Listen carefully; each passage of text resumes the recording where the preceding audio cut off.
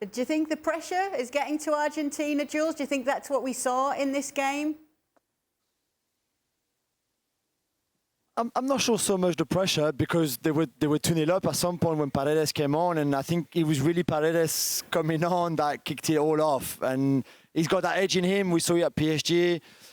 I think he still has that in him, and sometimes you don't really understand why he goes on one like he did, kicking that ball in the Dutch bench, because that's really where it all kicked off. Before that, he was tense, and I was at the stadium, and you could feel the tension. It's normal. It's a quarterfinal of the World Cup.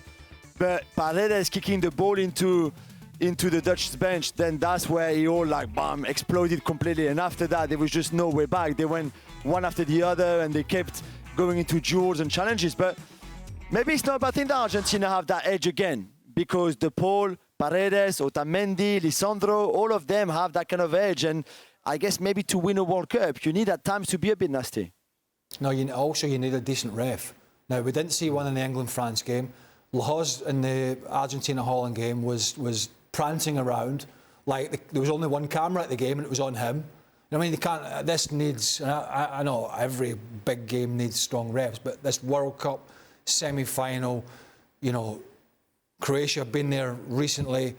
Argentina, it's definitely, you would imagine, Messi's last throw of the dice. They never even thought they would be at this stage after that Saudi Arabia game. So there's going to be a lot of pent-up energy, frustration, passion. I've no idea, as I sit here now, who is reffing it, but as long as it's somebody who can handle it better than the two guys that I mentioned, that's going to be a start. Can I just be clear here? You know, I agree with everything you're saying, but when I'm talking about the pressure being too much, I'm not talking about, there's nothing wrong with having that savage streak where you want to kick people, you want to fight to win the World Cup. I'm talking about the fact that Messi could win the World Cup and everybody in Argentina, including the 10 players on the field, are with him. That's what may boil over. They might lose the composure because of that. Not because you don't want to fight or run around. You need to compose yourself in times like the last minute against the Dutch. Yes, it's a great free kick, but the fact is, the desire to win, the composure disappeared, which is why they gave the free kick away in the first place. If they can get over that, then they can win it. So let's talk about the 10 players on the field plus Messi, Stuart. What do you think of those who say Argentina is just an ordinary team with Messi? I would slightly agree with them. Yeah, obviously Messi is the outstanding player. But when you look at some of their defenders, Lisandro Martinez, I still don't think he's particularly quick. I don't think he's particularly good in the air. I've seen Otamendi play for Benfica a lot this season. He's their weakest player. He's the player that you can run down the side of. And they've got Romero, we know. We're just talking about aggression and going over the top. Romero's one of those sort of players. De Paul, I don't think's played particularly well for Atletico Madrid over his time. Acuna and Molina, the two fullbacks, are they decent? They played in the last game. They're not going to play in this one, I don't think. Alvarez is a good player, but I think they're all about Messi at the moment. And the other players just have to keep their composure, make sure they play with discipline, and be disciplined in their tactical approach and their approach in terms of tackling. Let's be honest, if you took, I mean, they're all good players and playing at a good level. Yeah, they're not ham and eggers, but let's be frank about it.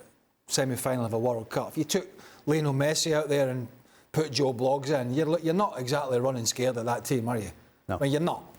You know, that's not to say they won't go on and win it and be successful, because we see Morocco in the other semi-final and we can see what's possible.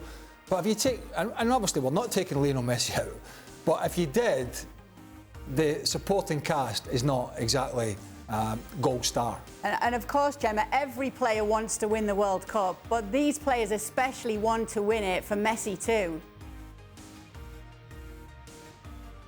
Yes, because he has become the leader of that team.